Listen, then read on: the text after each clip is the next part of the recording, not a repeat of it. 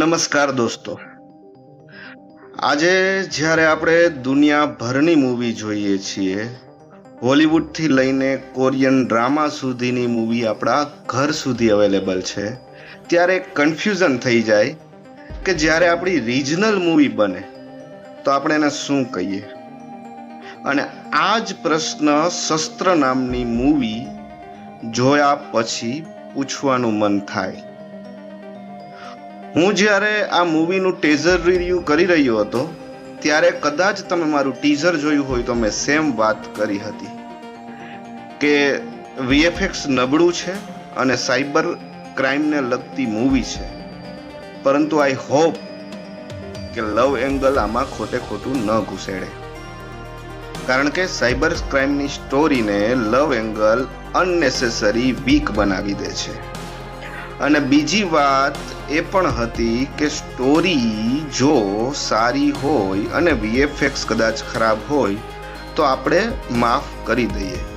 અત્યારે આપણે એટલું કોન્ટેન્ટ ડ્રીવન કરીએ છીએ કે આપને કોન્ટેન્ટથી જ મેટર્સ છે. તમે કોઈ 5 કે 7 સારા એક્ટરો લઈ લો અને એક સારી મૂવી બનાવો, એ સારી વસ્તુ છે. શસ્ત્રની વાત ખાસ કરીએ તો સ્ટોરી નવી છે ગુજરાતી સિનેમા માટે, એમાં હું ના નથી કહેતો, પણ થોડી પ્રિડિક્ટેબલ લાગે છે. સાયબર ક્રાઇમ જેવો ટોપિક છે જે એક ઇમ્પેક્ટફુલ સ્ટોરી બનાવી શકે છે, પણ એનું પ્રેઝન્ટેશન જે હોવું જોઈએ કે જે ઓડિયન્સને જોડાવી રાખે, એ આ મૂવી સહેજ પણ કરતી નથી. ડાયરેક્શન પણ એક ઇમ્પોર્ટન્ટ ફેક્ટર છે, પણ આ ફિલ્મમાં મને ડાયરેક્શન પણ સ્ટ્રોંગ લાગ્યું નહીં. સીનમાં કોઈ પેસનો અભાવ હશે, થ્રિલ ફેક્ટર બિલ્ડ ન થયું, વીએફએક્સ તો વીક જ છે, અને જ્યાં સુધી રિયાલિસ્ટિક હેકિંગની વાત છે તો એ પણ આ ફિલ્મ આપણને ફીલ નથી કરાવી શકતી. બીજીએમ પણ કોઈ ખાસ યાદગાર રહી જાય એટલું સારું મને ના લાગ્યું. હા, એક્ટિંગમાં ફિલ્મને કદાચ 100 માંથી 100 માર્ક મળે. ચેતન ધાનાણી સાહેબ છે જે ખરેખર સ્ટ્રોંગ પ્રેઝન્સ, સ્ક્રીન પ્રેઝન્સ છે એમની, પણ એ શું કરી શકે.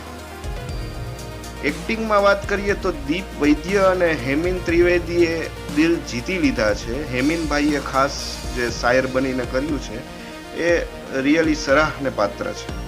બાકી પ્રિયલ ભટ્ટ, શ્રેય, પછી આપણા પૂજા જોશી, આ બધા લોકોએ બહુ સારું કામ કર્યું છે, પણ ઓવરઓલ ખાલી એક્ટિંગ આ ફિલ્મને ઊંચી લઈ આવે એવું મને નથી લાગતું. તો મારા ખ્યાલથી હા, તમે બહુ ફિલ્મ નથી જોતા, ફિલ્મોના એટલા બધા ચાહક નથી, અને ગુજરાતી તમને ફિલ્મ જોવી છે, તમને મજા કરવી છે, કંઈક નવું જોવું છે, તો શસ્ત્ર તમારા માટે છે.